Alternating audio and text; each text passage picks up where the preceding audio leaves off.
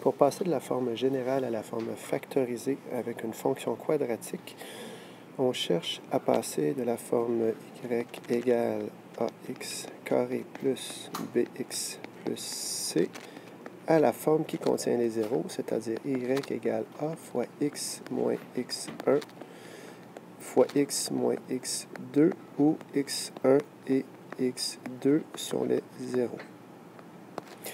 Deux façons. La première, on factorise comme on l'a appris en factorisation. Je la suggère si les nombres sont simples. Prenons par exemple l'équation de forme générale suivante.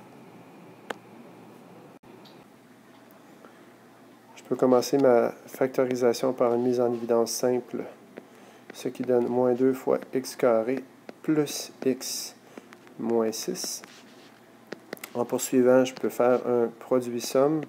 Donc mon x va se séparer en 3x moins 2x, parce que 3 fois moins 2, ça fait 1 fois moins 6. Voilà.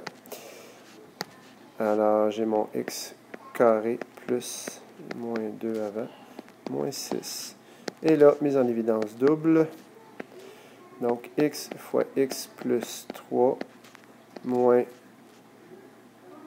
2 fois x plus 3. Ferme la parenthèse.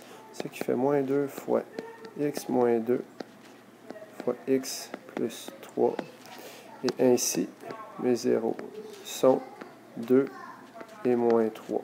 Alors ça, c'est une façon de transformer une générale en factorisant tout simplement. Il y a parfois une méthode plus rapide selon les nombres qu'on a. Là, le premier exemple que j'ai montré ici se factorisait quand même relativement aisément. Mais prenons la même, puis allons-y avec la formule quadratique que je vais inscrire ici à l'instant. Alors la voici. Alors, dans ce cas-ci, mon A vaut moins 2, mon B aussi vaut moins 2, et mon C vaut 12. Là, je les ai ici, ici et ici. Alors je remplace, et donc moins 2, plus ou moins racine carrée de moins 2 au carré moins 4 fois moins 2 fois 12. Racine carrée va jusqu'au bout, sur 2 fois moins 2.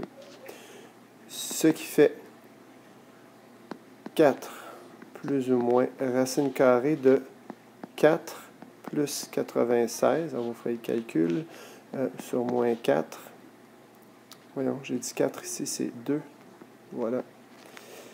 J'ai donc moins 1/2 plus ou moins 100 racine carrée, c'est 10. Donc 10 sur moins 4, ce qui veut dire moins 1/2 plus ou moins 5 sur 2.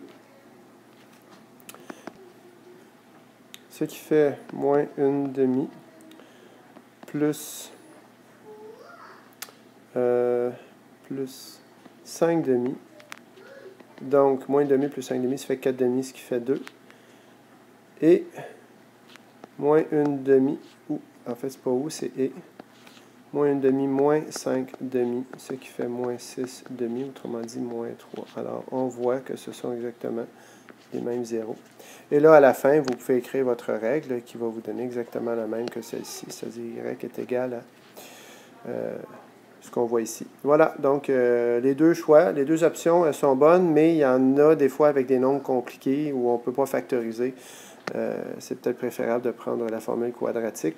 Quand on peut faire les deux, c'est bien parce qu'on développe une façon de contre-vérifier nos résultats, ce qui fait qu'on s'évite souvent des erreurs de calcul. En tout cas, c'est mon cas.